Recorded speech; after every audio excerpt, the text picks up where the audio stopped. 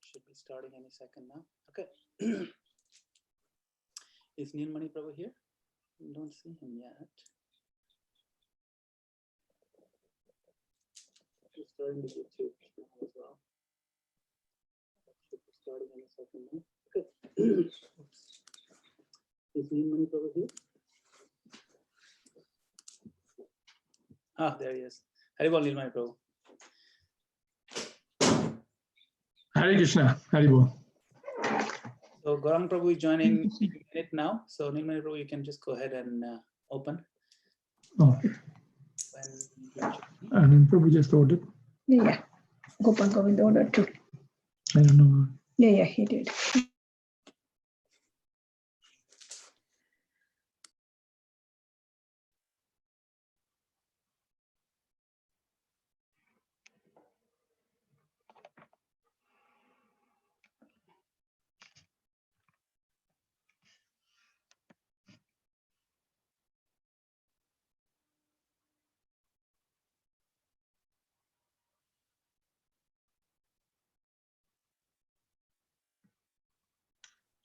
Hare Krishna. Hare Krishna. Yes, Yashoda Dulal Prabhu. Neelamani Prabhu, yeah, Gauranga Das. Yes, we can't see you, Prabhu. 1 minute. Hare Krishna. Where is he? We can't see you. Yeah, yes. Hare There Krishna. you are. Oh, in the dark. No light. Okay, it's good now. Hare Krishna, Hare Krishna. Hare Krishna, Dandavad Pranam Hare Prabhuji. Krishna. Dandavad. Thank you so much for joining so early in the morning. This is your morning. It's my pleasure. This is your morning sadhana time, and I appreciate you taking your sadhana time. No. Nothing can be better than on Akshaya Tritiya day to start with Dhruva. Thank you so much. Okay, so Gauranga Prabhu, we have many people in Sangha already, and I'm not sure that everybody knows you. I think most people will know you because your fame is spread all over the 3 worlds, I'm sure. But I'll just give a brief introduction to those that may not have heard Gauranga Prabhu before. So Gauranga Prabhu, he's a B.Tech graduate from IIT Bombay. He's serving in various capacities at national and global levels within ISKCON. He's a global duty officer for ISKCON GBC, trustee of ISKCON GBC College, member of the GBC Organizational Development Committee and the GBC Nominations Committee, divisional director of Devotee Care and Temple Development, Systems and Administration Department of ISKCON Temples worldwide. He is also the director of Govardhan Eco Village, a United Nations World Tourism Organization award-winning eco village community and co-president of ISKCON Chopati Temple. He's also serving as trustee and administrative director of Bhaktivedanta Research Center in Kolkata. He's an inspirational speaker by his expertise of presenting Vedic knowledge in a contemporary and enticing way. He is making spirituality accessible to all. He has represented ISKCON as a speaker in various conferences and has given more than 10,000 discourses in the last 2 decades on Srimad Bhagavatam, Bhagavad Gita, amongst other scriptures. So, and you know, since this COVID virus situation, I think he's been giving 3 or 4 lectures a day on the internet to communities all over the world again. And today he's with us. Not so many, not so many. So we are very, very grateful and honored, Prabhu, for you to spend time with us. Thank you so much. Thank you so much. Om Namo Bhagavate Vasudevaya. Om Namo Bhagavate Vasudevaya.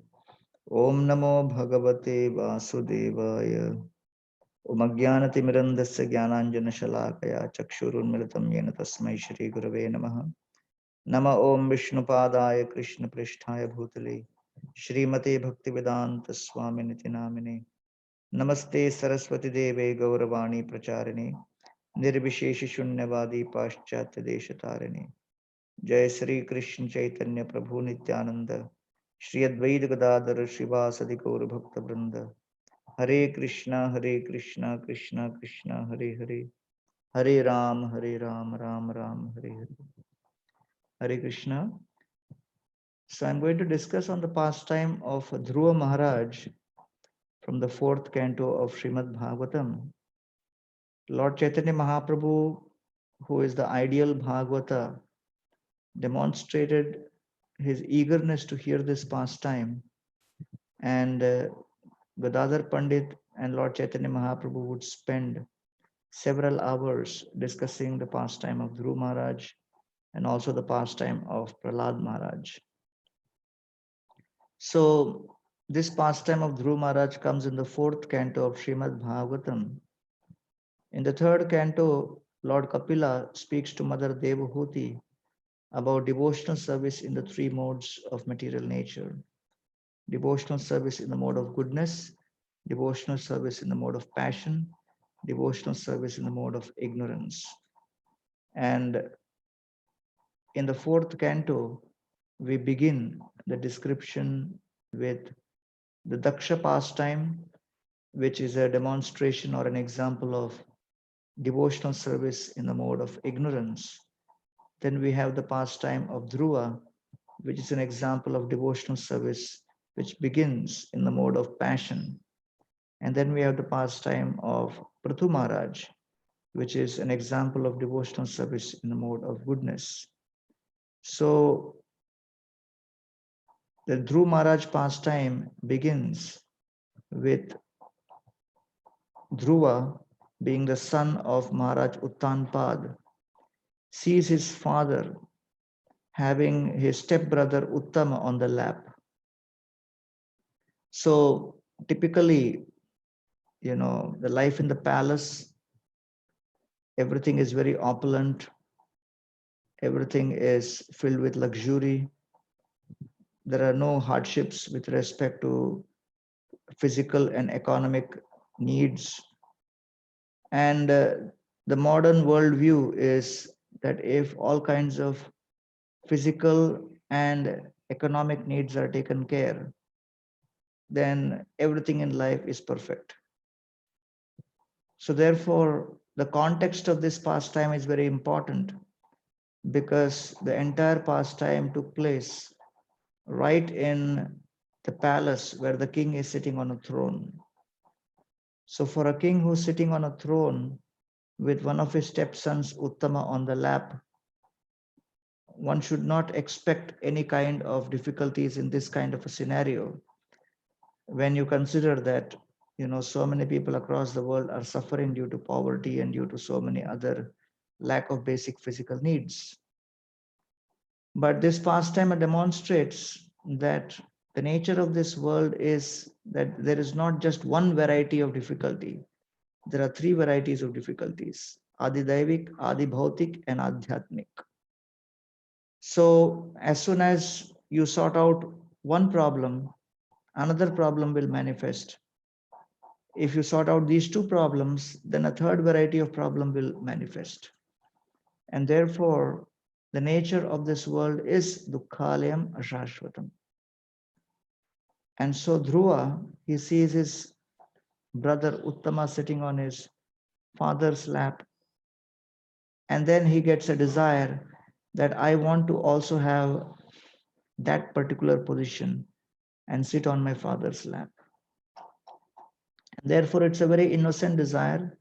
It's a typical desire, and nobody can blame Dhruva for having that desire, because he's a small boy and he feels inspired by seeing his brother. He also wants to do the same. So as Dhruva, tries to sit on his father's lap, his stepmother Suruchi becomes extremely angry, and she starts chastising him and says that there is no way you can fulfill that desire, because number one, you're not born from my womb, and that privilege of sitting on your father's lap is only available for someone who's born from my womb, and therefore it is not possible for you to sit on your father's lap. But if you do want to fulfill your desire, it is possible by one way. If you worship the Supreme Personality of Godhead, Lord Narayan, by pleasing Lord Narayan, it is possible for you to fulfill that desire. And therefore, she chastises Dhruva in very heavy words. And all of this interaction happened only in a matter of a few seconds, not even a minute, but a few words spoken out of great anger and out of great feeling of envy. It can completely torment and destroy a person's feelings. And so we find that from the perspective of the truth, what she said made sense, that yes, we can fulfill all our desires by pleasing the Supreme Lord. But speaking the truth always does not have the intended effect. Just like when a patient goes to the doctor, it is the duty of the doctor to treat the patient. The doctor may have the best medicine, the doctor may have the best cure, but if he tries to treat the patient by giving him the injection or the medicine in such a way that the process of administering the medicine is so painful that the patient goes away traumatized, and the patient simply has memories of the trauma he experienced with the doctor, then the patient will never again come to that doctor. Therefore, although we may have the best knowledge available, although we may have the best kind of medicine to administer, but what is the intention with which we administer that is also very important. How we actually give that is also very important. So Dhruva could understand that this lady does not like me. That is the only message he got from this entire episode. And he could not even register any of the facts and the logic which she was mentioning. And therefore, the first principle in sharing knowledge with others is our intention should be to help. And intention should be pure. Without having the pure intentions, we cannot actually create the positive impact and effect on others' lives. So when Dhruva experiences this great trauma, he is totally frustrated, bewildered, and he looks at his father, and then he expects his father to at least respond and do something. But Dhruva sees that even his father is quiet. Now the father, Maharaj Uttanpad, is caught between speaking something and trying to defend his son, and he's afraid of angering his wife Suruchi further, because Maharaj Uttanpad is very much attached to Suruchi, and he doesn't want to speak something which will anger her. And in this way, he decides that if I remain neutral and keep quiet, all the problem will be solved. But that is also not true, because one may think that if I simply keep quiet and do not respond, non-response will be safe. But the fact of the matter is that what is safe, what is not safe is in Krishna's hands. And if Krishna has decided that you have to get into trouble, so even by keeping your mouth shut, you will get into trouble. And therefore, Maharaj Uttanpad tried to play safe by keeping quiet. But Dhruva was extremely furious with him. Why did you keep quiet when you should have spoken up for me, in support of me? And then Dhruva, in that particular moment, was totally heartbroken. And he left that palace with tears in his eyes. And the Bhagavatam describes that he ran away from that place as if a snake has been stepped upon, and in great anger the snake hisses and runs away. Like that, he goes to his mother, Suniti.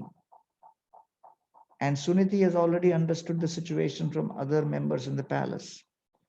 And Suniti's heart is broken already. And she looks at Dhruva, and Suniti's response is very significant. So we go through difficulties in life, and those difficulties can come at any moment. And in Dhruva's situation, we find that everything was hunky-dory, everything looked great till that moment where Dhruva experienced a reciprocation he did not expect. So Dhruva's ambience, his facilities, the clothes, the royal jewelry, all facilities for him to play, everything was perfect. But the way his stepmother dealt with him was inappropriate, and the way his father responded was inappropriate. So given all other situations in control, one element in our life goes out of control, it is sufficient to create hell out of heaven. And therefore, the material world is a place which is potentially hellish, in which we have been put here to experience pain. So Dhruva Maharaj experienced trauma and pain, and that's the original purpose of this material world. So the difference between material knowledge and spiritual knowledge is material knowledge tries to convince us that when you experience pain, you can mitigate that pain by manipulating material circumstances and material situations. And there is no limit to which you can adjust and improve material circumstances to mitigate your pain and improve your joy. And that is the fundamental basis and foundation for the entire material civilization and material life. And that is basically what material life is all about. And therefore, the most useful form of patience is persistence. And patience implies that you wait for things to improve on their own. And persistence implies that you keep your head down and continue to work when things may take longer than you expect. So therefore, failure is not the falling down, but failure is when you give up and then you stay down. And therefore, Dhruva was in a state of total hopelessness. And the material world is designed to put us in situations where the pain is so intense that at that moment of experiencing excruciating pain, we just feel that this pain can never go away. And that is the situation where we experience hopelessness. And therefore, material world has its own way of trying to promise hope by changing and adjusting situation. But the spiritual world is totally different, where the hope is provided in the form of spiritual knowledge that circumstances beyond a certain limit cannot be changed, but you can always rise above the circumstances by improving your consciousness. And therefore, Srila Prabhupada established the International Society for Krishna Consciousness. And the Krishna Consciousness movement ultimately is centered around improving our consciousness, elevating our consciousness to rise above all kinds of difficulties which we experience on a day-to-day life. And that is exactly what Dhruva Maharaj was at that moment going through, where to you and me, Suruchi's words do not make any difference because we are not involved in that particular context. But for Dhruva, who was involved in that context, those few words spoken by Suruchi, which may not even have taken 2 minutes to speak, because in the Bhagavatam, Suruchi speaks only 3 to 4 verses. And 3 to 4 verses do not even take 2 minutes to speak. But for Dhruva, those 2 minutes of what Suruchi spoke was earth shattering, because it just destroyed all his ambitions, his plans, his desires, and his emotions were totally shattered. And therefore, at that moment, Suniti, one who speaks the right kind of language based on dharma, based on shastra. Niti means the proper approach or proper teachings, the right morality. So Suniti, the mother of Dhruva, was someone who knew what is the highest morality. And the highest morality is that we have to be able to rise beyond all the difficulties and challenges and take our consciousness to a level which is higher than what we are experiencing, because the problems of this world will not decrease in their size. The objects will not diminish in their dimensions. But when the flight takes height above the airport and goes beyond in the skies, from those heights, then the same New York City and the buildings of New York City appear to be small.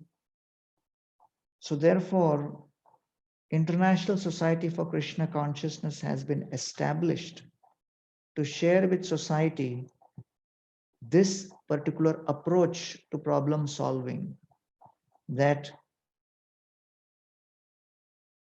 you cannot diminish the size of the problems by their own, but you have the capacity to rise above the problem and change the context and the direction and the angle from which you view that problem, so that then the problem appears to be diminished in dimension. And that is not by adjusting or intervening in the circumstances, but by elevating our consciousness. And that's why the Vaishnava satsang has been created. And the Vaishnava satsang exists simply for this purpose, to help us expand our consciousness. And that is exactly what Dhruva's mother Suniti is telling her. Because in this world, as we are leading life, we may lose money, we may lose health, we may lose position, we may lose property, we may lose some relationships, we may lose some of the fulfillment of our plans, we may lose our ambition, we may lose our family member or a close relative or someone whom we really loved as a result of some disease, because of death. We may lose our job, we may lose profits, we may lose many things in life, but the one thing which we should never lose is our hope. And therefore, the Vaishnava Satsanga is a very special gathering of devotees.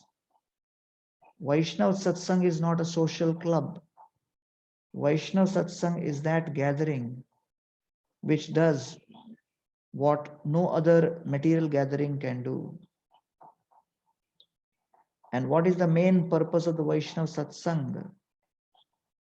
The main purpose of the Vaishnava satsang is to help you regain hope. So when you go to a pharmacy shop, you get medicine.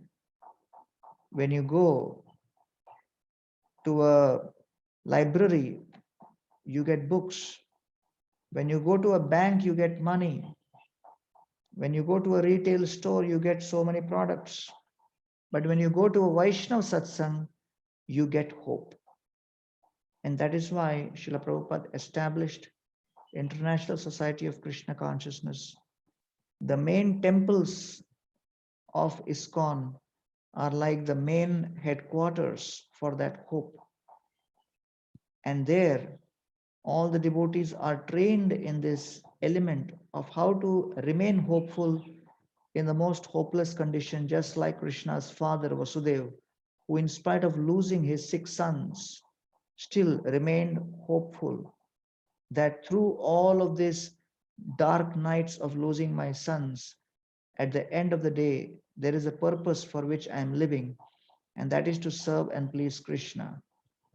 And therefore, I will not become hopeless, and I will wait for Krishna to appear and give me an opportunity to serve him further.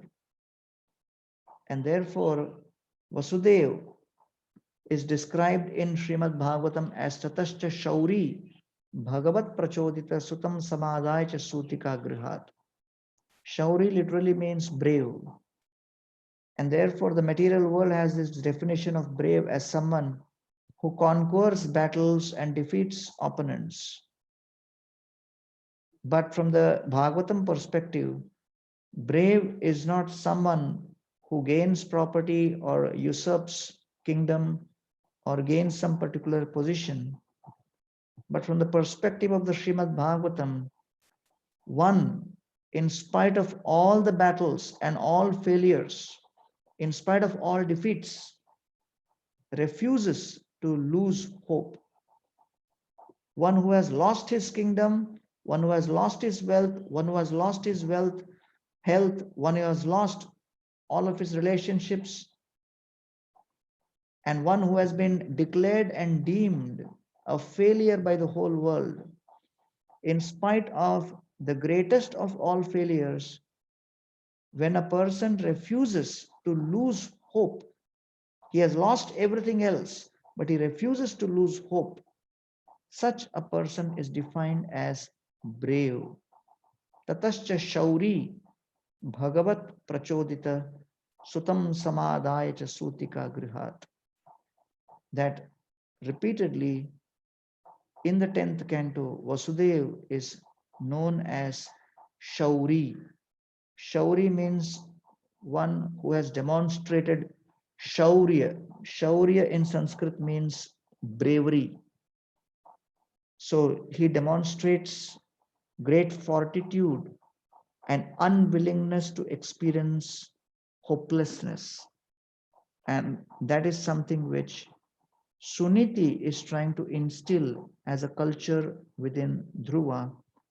And that is the core business of the Vaishnava satsang, where we exist by first experiencing our connection with Krishna.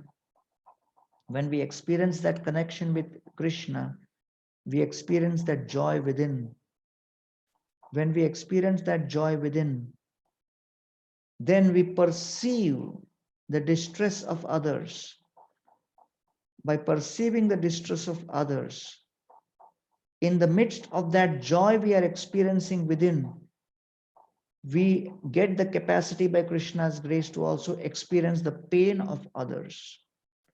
So a Vaishnava's heart is the most inconceivable place in the whole universe, where there is a simultaneous experience of unlimited ecstasy and unlimited pain. Pleasure and pain mixes in the same place, and inconceivably the Vaishnava's heart has the ability to reach out to the experience of pain of others and try to mitigate that pain and share that pleasure which is experiencing within by giving the pleasure of Krishna consciousness, the knowledge of Krishna consciousness.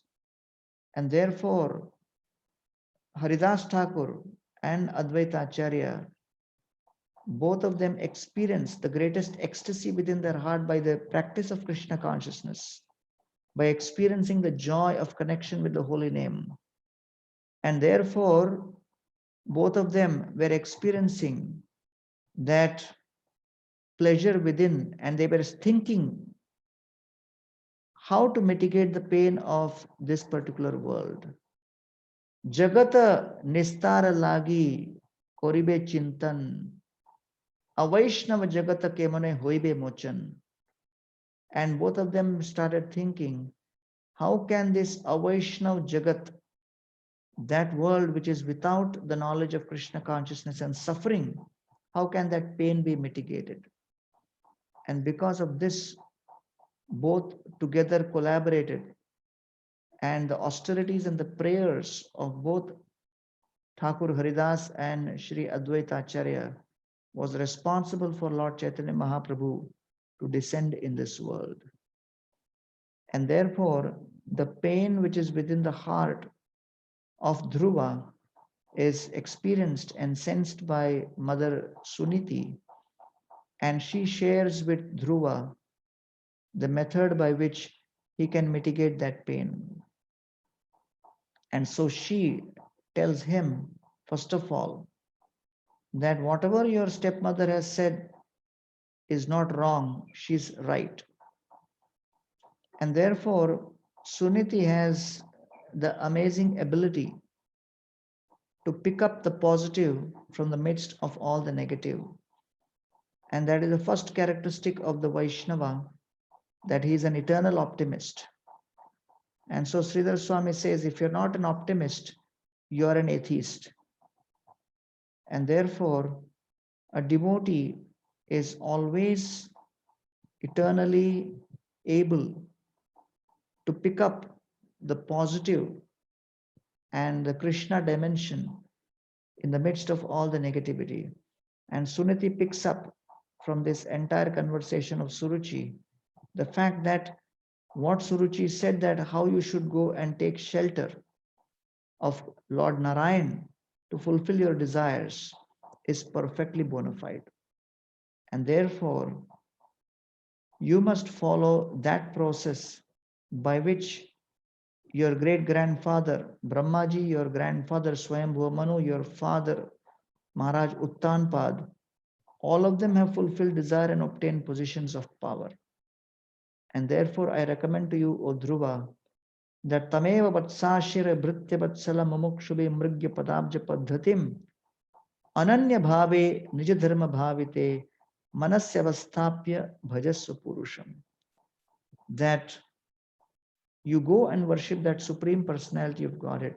Tam eva vatsa, my dear boy, ashraya, take shelter of bhritya vatsalam, that Supreme Lord who's always very loving towards his devotees. Bhritya vatsalam, he gives shelter to his devotees. Mamukshubhi mrigya padabja paddhatim, and great souls in the past have gone into the forest to seek shelter of that personality. Ananya bhave nija dharma bhavite, and you approach the Supreme Lord with one-pointed determination, without having any kind of disturbance in your mind, without any distraction. So this is a very important point. Ananya bhave nija dharma bhavite. It is important for you to remain determined, not to be distracted. And therefore, in every practice or every investment, there are some deal breakers. So here, Suniti is saying that when you are investing in spirituality, there is one crucial, non-negotiable deal breaker, and that is no distraction. And Maharaj Parikshit also prays to the sages that Tammopayantam pratyantu vipra gangacha devi dritamishe vijopasrishta kuhakas takshako va Dashatvalam Gayate Vishnu Gatha. As the Takshak is about to come and bite me, I am not afraid of destruction of my body. I am afraid of distraction of my mind. So therefore, in every profession, there are certain causes of concern and phobia and fear. And then there are certain deal breakers, certain non-negotiable items. So for a devotee, we can see from the example of many great souls in the Bhagavatam, that for those who are investing in Krishna consciousness, those who are expecting reciprocation from Krishna, they are all in common extremely afraid of one thing, the mind becoming distracted. And Lord Chaitanya Mahaprabhu also prays in the second verse of Shikshashtakam that as you have unlimited names, there are unlimited avenues for me to invest in you, my dear Lord. But the problem is, I am not able to invest myself fully because of distraction and lack of taste. And therefore, Dhruva's mother, she said that Krishna consciousness is what has been recommended by your stepmother, worship Narayan. Yes, that is the right advice. Yes, that is the way you'll be successful. But only if and only you remain undistracted and remain totally undeviated and totally focused. And that will require determination. And so Dhruva takes that advice of his mother and goes into the forest and meets Shripad Narad Muni. And at that point, Narad Muni gives him advice. First of all, tries to convince him to go back. But Dhruva Maharaj is extremely determined. So therefore, we see that we can pause and reflect at this, but it's a long pastime, but we'll focus only on the determination aspect at this stage. That through Dhruva Maharaj's pastime, we understand that the quality of determination determines the quality of our life. And so, Dhruva Maharaj, he left home, and similarly for us, we also in the process of our spiritual journey have left a certain paradigm behind. Dhruva Maharaj had the opportunity to go back and be in the entire luxury of his palace and try to adjust the situation accordingly and compromise. When to compromise, when not to compromise is a very important element in discrimination. And when to take the right risks. So Dhruva Maharaj's life journey is very interesting because he left home, number one, and Narad Muni, playing the devil's advocate, tried to convince him to go back home, saying that you're not, mature enough, you don't have the right age, children of your age are all playing games, and ultimately you should know that whatever you're getting is due to your past karma. And then Gunadikam Mudam Lipsit Anukrosham Gunadabad Maitrim Samanat Anvechin Natapair Vibhuyate. You should remember that you can only become happy when you follow three things. When you see people having better qualities than you try to feel happy on seeing their happiness. Number two, when you see people inferior to you, you try to show compassion and elevate them. Number three, Maitrim Samanat Anvichin Natapar. With those who are equal to you, you try to develop friendship. If you follow this 3-point formula, Natapair Abhibhuyate, you will not experience the heat and the pangs of material existence. You will be relieved from the pain caused by the infection of the false ego. So Narad Muni tried to convince him. So when Dhruva Maharaj began the search, he was unsure of what he was looking for. When we connected with ISKCON, we are also unsure of what we are looking for. We were unsure, just like Dhruva, of whom we would meet. We are unsure in this journey of what would happen to us as we go along. And Dhruva Maharaj could have easily given up because his initial motivation was material. Similarly, many of our initial motivations may also have been material. But just like Dhruva Maharaj was guided to look in the right place, we have also been guided to look in the right place, in the proper association of devotees, in a bona fide parampara, following in the footsteps of the great Acharyas and Srila Prabhupada. So our greatest fortune in the midst of whatever misfortune we may have gone through is that we have been guided in the right place. Our fortune is we have the bona fide guidance. Number two, Dhruva Maharaj took a great risk. And so similarly, we must be willing to take the risk of practicing the process and putting faith in someone somewhere. And then third, as Dhruva Maharaj took the risk of putting his faith in Narad Muni and then following Narad Muni's instruction, we also need to take that risk and put our faith somewhere. We have to find our Narad Muni. Without that guidance, without following somebody, it is not possible to advance in Krishna consciousness. And therefore, we can go on complaining and finding faults ad infinitum, but the process will not work for us. And the third element is, after being guided and after being willing to take the risk, number three is we must be willing to go through discomfort.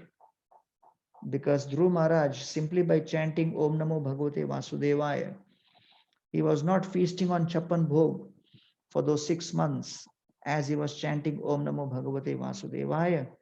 Mantre nanena devasya kuryat dravyamai buddha saparyam vidhay dravyai deshakala vibhagavit.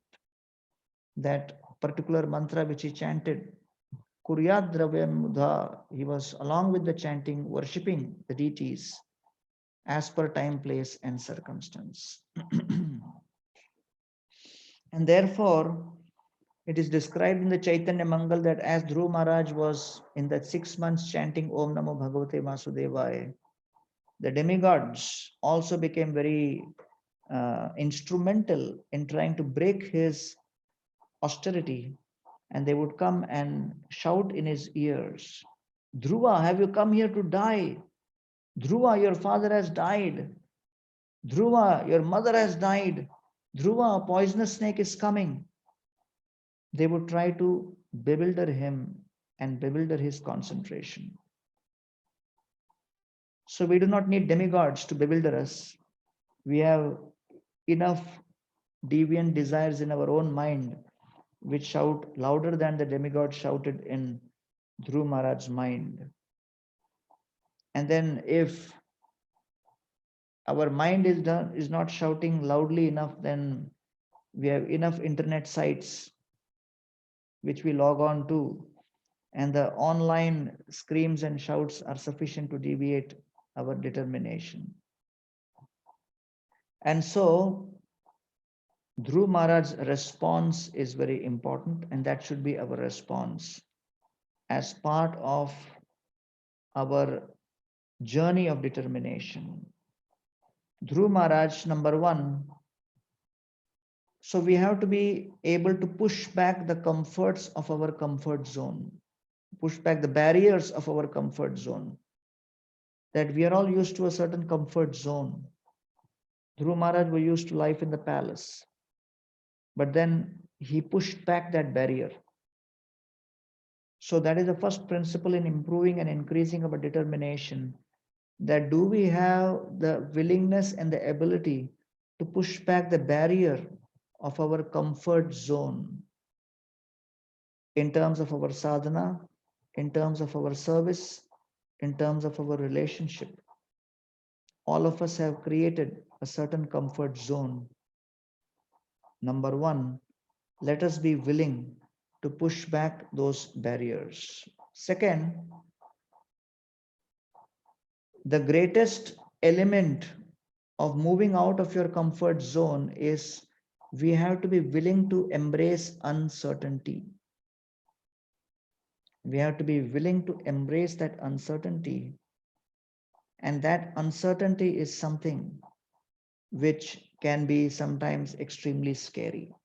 Life in the jungle for Dhruva outside of the palace was full of uncertainties. Instructions given by Narad Muni, will it work or not? That was filled with uncertainty. The process which Narad Muni has given and the mantra which he has given, will it work for me? Filled with uncertainty. How long I'll have to chant this mantra before I see the light of the day, when I see the light at the end of the tunnel? That was also filled with uncertainty. So, number one, push back the barriers of your comfort zone. Number two, embrace uncertainty. Number three, we have to be able to voluntarily accept precarious situations in pursuance of our cherished purpose.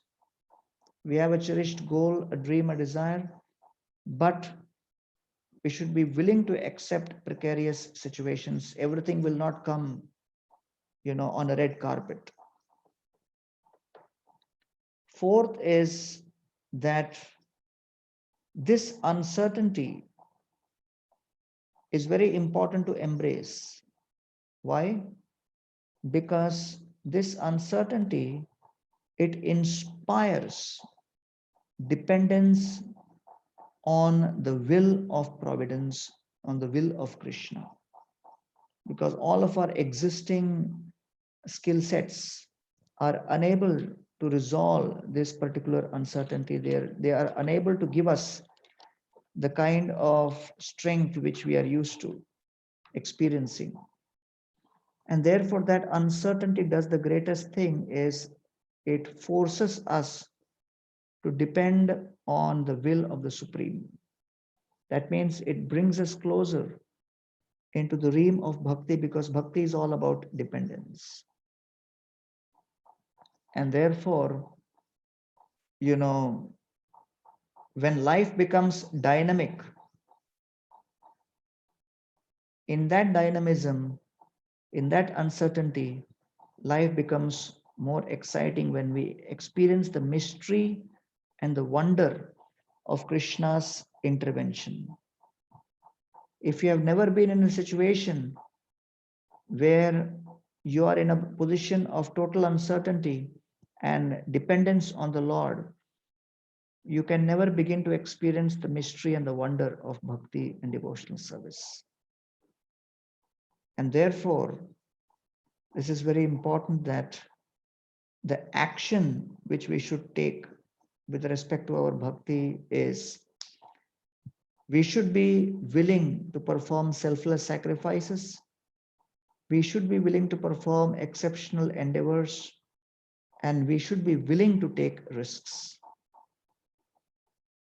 And then the attitude should be that I have to give up my chronic disease and chronic desire. And what is that chronic desire? That chronic desire is comfort and security. Let me always play safe within the boundaries of comfort and security. And if we always are within those boundaries, we will never experience the hand of God. To understand what is the pleasure of swimming, you have to jump into the pool, you have to jump into the ocean. And in that attitude of dependence, you actually experience Krishna's intervention. And therefore, in this situation, there are three dangers we should be careful about. The first danger is, or caution, that the first danger is we are always very cautious. We choose the safe options. We don't like to, do anything which is drastic. We tend to choose path of least resistance. We like to keep things safe and simple. And therefore, the first danger is our own sense of caution. Second, we have a sense of conformity. Let us align with what others are doing. People think this is acceptable, I should do what is acceptable. Oh, if I take this path and declare to people I'm doing this and then I fail. So there is a fear of embarrassment. There is fear of failure. There is fear of public opinion. And so caution, and second is conformity. And third is a chronic desire for comfort. And because of this desire for comfort, our bhakti becomes mechanical, it becomes ritualistic, it becomes mediocre, it is stagnated. And we do not really experience what Dhruva Maharaj experienced when he broke free and he took risk. And therefore, that risk was not whimsical. It was a sincere desire to improve himself, to serve society better, to serve Krishna better. And therefore, the result of that risk was he received the divine intervention. He experienced internal growth. And therefore, this is something which all of us need to implement in our own Krishna conscious life, to learn from the story of determination of Dhruva and willing to experience risks, willing to abandon or to rise above a perpetual sense of caution, willingness to confront our tendency to always go for social conformity, a tendency, a willingness to overcome our obsession with comfort. And then in this way, we gradually improve our consciousness. And that consciousness becomes connected to Krishna, just like Dhruva experienced the darshan of the beautiful Lord Prishnigarbha in front of him. And when he saw, then he started praying to the Lord, Bhaktim muhu prabhatam tvaime prasango bhujat anantamahatam amalashayanam. Yenonja solbanamuru bhagavad bhavadim neshe bhavad gunakathamrata panamatta. That, my dear Lord, I want the association of devotees, because in that association, the inspiration to practice Krishna consciousness is enhanced. The nectar of the Harikatha which flows in that association, it extinguishes the burning desire for fulfilling all kinds of material ambitions. I have experienced by the result of contact with the nectar of the holy name, and I only regret that I never got the association. Let me have that association. Therefore, the association of devotees exists not for politicking, not for gossiping, not for fulfilling our social needs just like a club. It doesn't exist for us to remain the center of existence. The association of devotees is a great benediction and gift given by Krishna, where we can find something which we can never find anywhere in the entire creation. Hope. Hope in Krishna, hope in the practice of Krishna consciousness, hope in our own abilities to experience Krishna consciousness against all odds. And that is the whole purpose why Srila Prabhupada established ISKCON, the greatest opportunity for humanity to reconnect with their greatest asset, their ability to be hopeful and faithful in the service of Krishna. Let us express our gratitude to Srila Prabhupada for giving us this wonderful satsang, and let us always express gratitude that we have been given this opportunity to be in this satsang. So I thank ISKCON, Towaco, and the devotees who are all connected, Neelamani Prabhu and others, Yashoda Dulal Prabhu, who tried to connect me to the satsang of the devotees early in the morning on Akshay Tritiya. And Akshay Tritiya is a day where any effort and endeavor we do does not diminish, it only grows. So having heard the pastime of Dhruva Maharaj, let us rededicate ourselves to increase our commitment to Krishna consciousness. Do not be affected by the circumstances. Know that we are in a society which is trying to promote elevation of consciousness over all kinds of circumstances. And that's what the message from my side on the occasion of Akshay Tritiya. Hare Krishna. Hare Krishna. Thank you very much, Gauranga Prabhu. And on behalf of all the New Jersey devotees, we want to all thank you very much for taking out your time on this very auspicious day.